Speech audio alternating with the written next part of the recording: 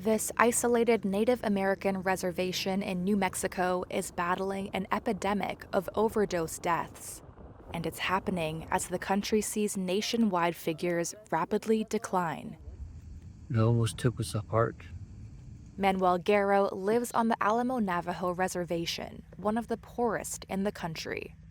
In October 2022, his grandson Ambrose Begay died of a fentanyl overdose here, 125 yards from his front door. Ambrose said he felt alone after his father, stepfather, aunts, and friends died during the COVID pandemic.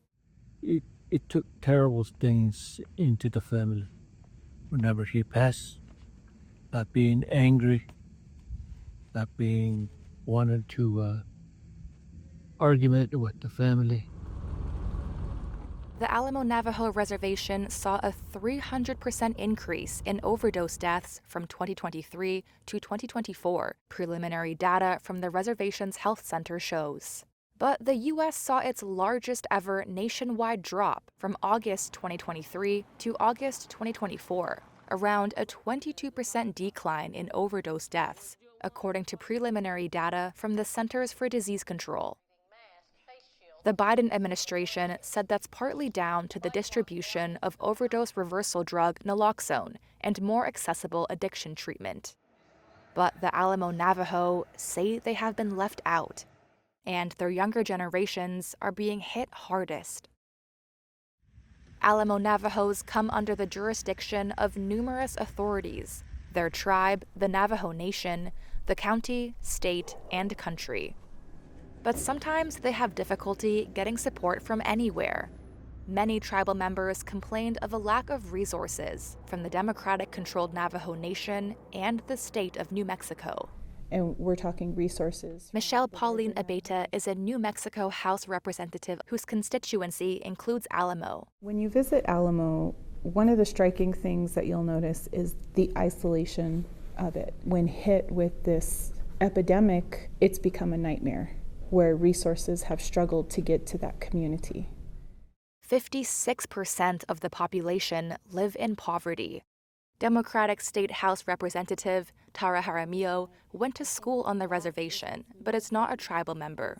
Defeated in the November election by Republican Rebecca Dow, she says basic needs here are not being met. Where are we starting at? We're not starting at, these children really need a strong reading program. That's a good idea. It's an amazing idea. These children don't have food. These children don't have running water. They may not feel safe at night. She says reservation children turn to drugs to deal with generational trauma passed on from 19th century ethnic cleansing, as well as Indian boarding schools, COVID deaths, and parents' addictions. It's the trauma that started everything off.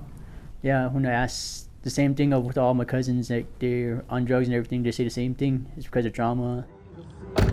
31-year-old tribal member Myrion Apachito has left Alamo Navajo, hoping to break his family's cycle of addiction. What my mom would tell me is that it started from her parents giving her traumas is the reason why she started drinking.